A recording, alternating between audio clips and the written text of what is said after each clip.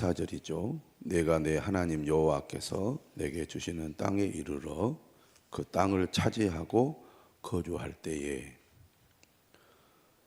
모세는 이스라엘 백성들이 하나님의 약속대로 젖과 꿀이 흐르는 가나안 땅을 차지하고 거주하게 되었을 때 어떻게 살아야 하는지에 대해서 계속 말씀하고 있습니다. 그 중에 오늘 본문은 특별히 왕을 세우게 되었을 때 왕이 어떻게 해야 하는지에 대해서 말씀을 하고 있습니다. 만일 우리도 우리 주위의 모든 민족들 같이 우리 위에 왕을 세워야겠다는 생각이 나거든. 하나님께서는 이스라엘 민족이 결국 왕을 세우게 될 것을 예견하셨습니다. 이스라엘 민족의 왕은 하나님이시죠. 하나님이 다스리는 나라, 하나님이 다스리는 백성이 이스라엘이요, 이스라엘 민족입니다. 모세는 이스라엘의 지도자지만 이스라엘의 진정한 왕은 하나님이셨죠. 여호수아도 마찬가지였습니다. 하지만 사사시대를 거치면서 이스라엘 민족은 지도자들이 하나님을 진정한 왕으로 모시고 하나님의 온전한 통치를 받지 못했습니다. 모세는 철저히 하나님의 말씀을 따라 하나님의 명령을 순종하는 사람이었고, 여호수아 역시 모세를 이어서 하나님을 철저히 따르고 순종하는 지도자로서의 역할을 감당했지만, 사사시대는 우리가 잘 아는 대로 자기 소견대로 행하였고 하나님을 진정한 왕으로 모시지 못했습니다. 그런 가운데 이스라엘은 주변 나라들로부터 엄청난 공격과 박해를 받아서 거의 와해 직전까지 이르게 되지요. 그들의 결론은 뭐였습니까?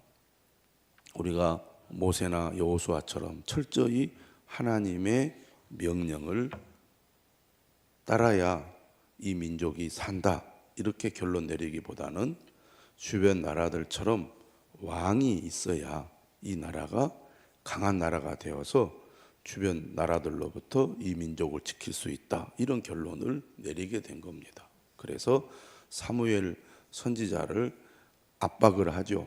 우리에게도 왕을 세워달라.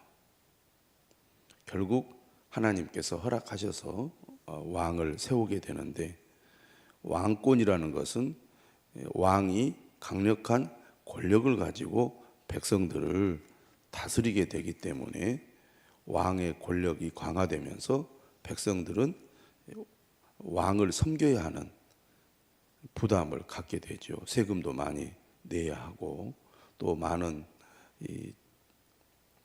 왕을 섬기는 사람들이 궁에 거주하면서 왕을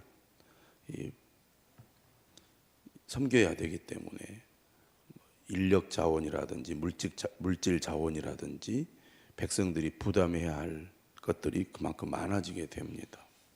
그럼에도 불구하고 주변 나라들로부터 나라를 지키기 위해서는 강력한 왕이 필요하다, 그렇게 생각을 한 거죠. 하나님께서는 모세를 통해서 미래의 이스라엘 백성들에게 이런 일이 일어나게 될 것을 아시고 왕을 세우게 될 때 어떻게 해야 되느냐에 대해서 말씀을 하고 있습니다. 15절이죠. 반드시 내 하나님 여호와께서 택하신 자를 내 위에 왕으로 세울 것이며, 첫 번째 조건이 바로 하나님께서 택하신 자를 왕으로 세워야 한다는 것입니다. 하나님께서 택하신 자를 왕으로 세운다는 것은 이스라엘의 통치자는 왕이지만 왕을 다스리시는 분은 하나님이시라는 것입니다. 그리고 왕은 하나님과 백성들 사이의 대리인이라는 거죠.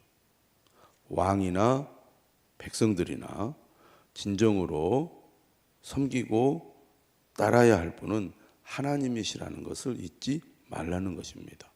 제도는 왕권이지만 이스라엘 민족의 진정한 왕은 하나님이시다. 이것을 이스라엘 백성들이 잊어서는 안 되고 또 왕이 된 사람도 잊어서는 안 된다는 거죠.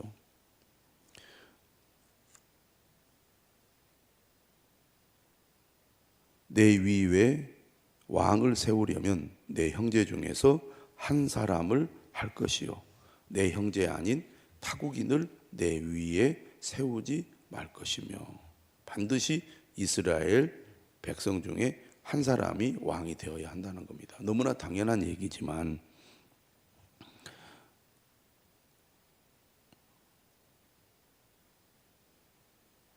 주변에 다른 민족이 이스라엘을 다스리거나 지배하도록 허락해서는 안 된다는 얘기겠죠. 또 오직 하나님만 믿고 하나님의 말씀을 따르는 사람이 왕이 되어야 한다는 의미이기도 할 것입니다. 16절 이하는 왕이 경계해야 할 것들에 대해서 말씀하고 있죠. 왕이 된다는 것은 민족의 권력이 왕에게 집중된다는 것이고 왕이 강력한 권력을 가진다는 것은 그만큼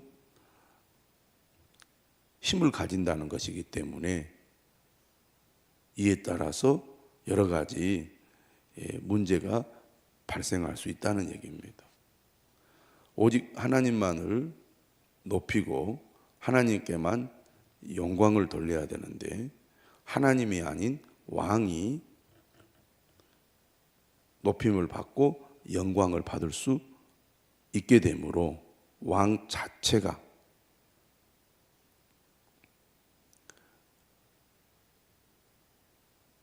변질이 되고 병이 들어서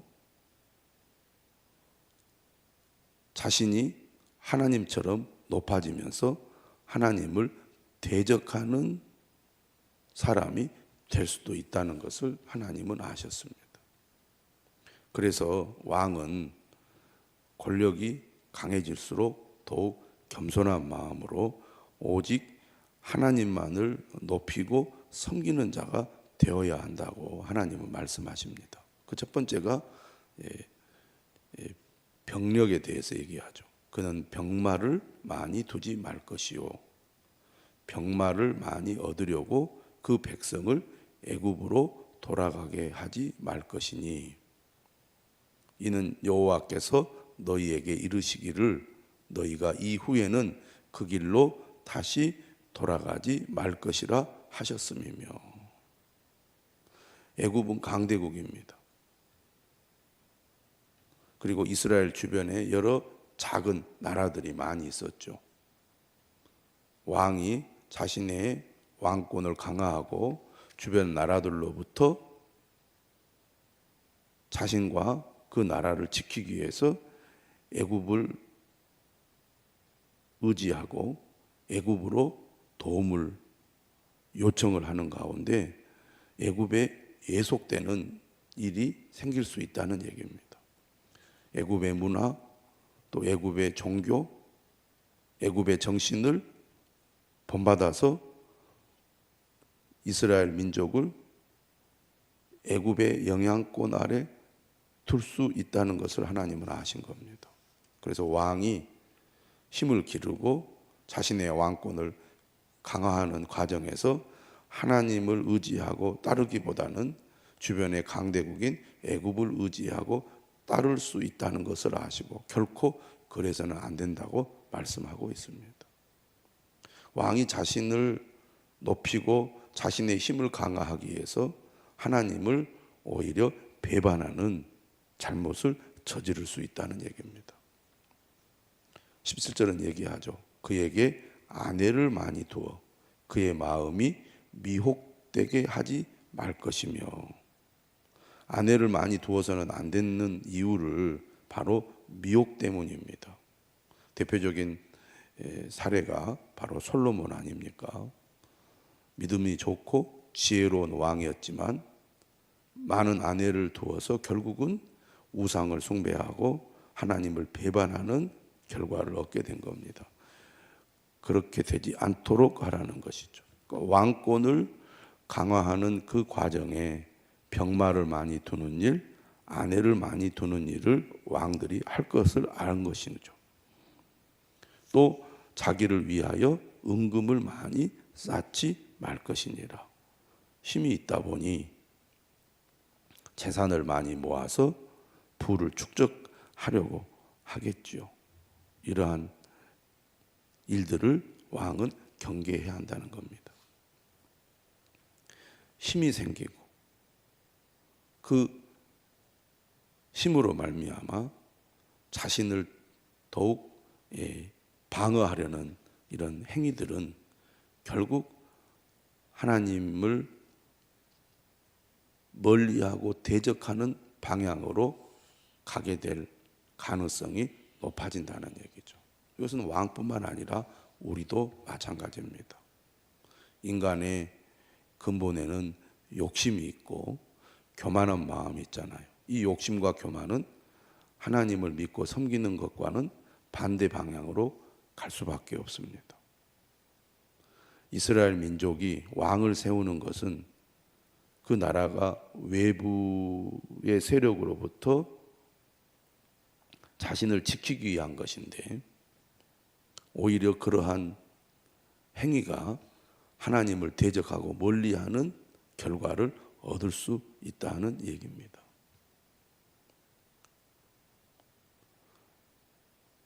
세 번째로 18절은 이렇게 말하죠.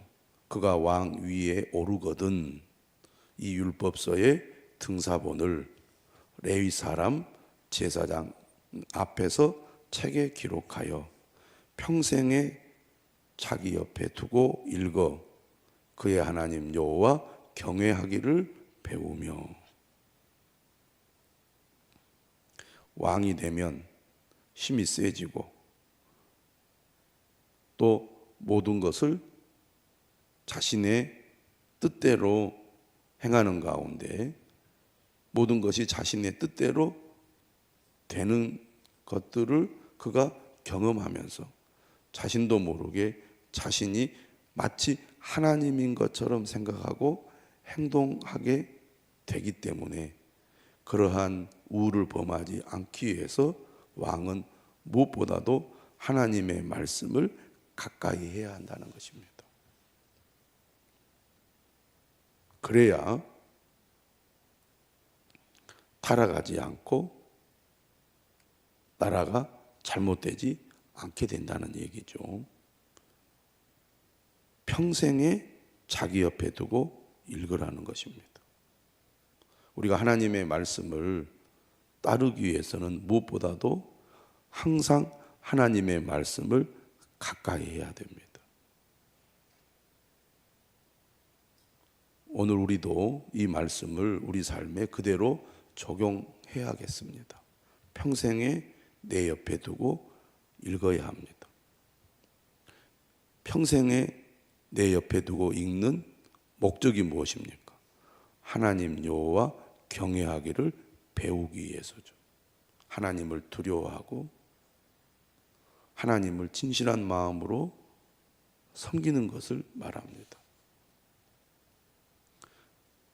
그 다음에 이렇게 이야기하죠. 이 율법의 모든 말과 이 규례를 지켜 행할 것이라. 하나님의 말씀을 순종하는 삶이 곧 하나님을 경외하는 사람입니다. 출발은 평생에 자기 옆에 두고 하나님의 말씀을 읽는 거죠. 말씀을 읽는 목적은 하나님을 경외하기 위해서고, 하나님을 경외하는 사람은 하나님의 모든 말씀을 지켜 행하는 사람입니다. 그렇게 될 때 어떻게 된다고 말합니까? 20절에 그리하면 그의 마음이 그의 형제 위에 교만하지 아니하고. 사람은 환경의 영향을 받습니다. 왕이 되면 자신도 모르게 내가 그들보다 더 높은 사람이다, 힘 있는 사람이다. 사람은 자신의 어떤 위치나 지위에 따라서 생각과 말과 행동이 달라지는 존재 아닙니까? 하나님의 말씀을 우리가 철저히 따르지 않으면 우리는 이처럼 교만해질 수밖에 없기 때문에 하나님의 말씀을 우리가 두려운 마음으로 듣고 순종해야 되겠죠. 그래야 교만하지 않게 된다는 것입니다. 그리고 이 명령에서 떠나 좌로나 우로나 치우치지 아니하리니 이스라엘 중에서 그와 그의 자손이 왕위에 있는 날이 장구하리라. 왕위에 오르면 모든 것이 다 내 것이고 모든 것을 내 뜻대로 할 수 있을 것 같이 생각할지 모르지만 하나님의 말씀을 떠나면 결국 그 왕위가 오래가지 못할 거라는 거죠. 이것은 왕에게만 적용이 되는 것이 아니라 우리 모두에게도 적용이 되는 말씀입니다. 그래서 내게 하나님의 은혜와 복이 주어졌을 때 더욱 겸손한 마음으로 하나님을 경외하고 하나님의 말씀에 순종해야 교만하지 않고 우리가 하나님을 온전히 섬길 수 있게 되고 그 결과 하나님이 주시는 은혜와 복을 누리게 되는 겁니다. 다윗은 그 길을 갔습니다.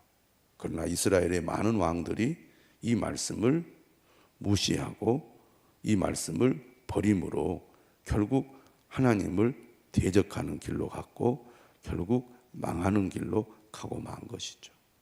이 말씀을 모든 왕들이 분명히 알고 따랐다면 이스라엘 민족은 전혀 다른 결과를 얻었을 것입니다. 오늘 우리도 마찬가지죠. 하나님이 은혜 주시고 또 우리에게 많은 것들을 주셨는데 그러한 것들로 인하여 오히려 우리가 하나님의 뜻을 어기고 반대의 길로 가고 있지는 않습니까? 두려운 마음으로 오늘 주님의 말씀을 듣고 날마다 하나님의 말씀을 가까이 함으로 하나님을 경외하는 삶을 살아갈 수 있기를 주님의 이름으로 축원합니다.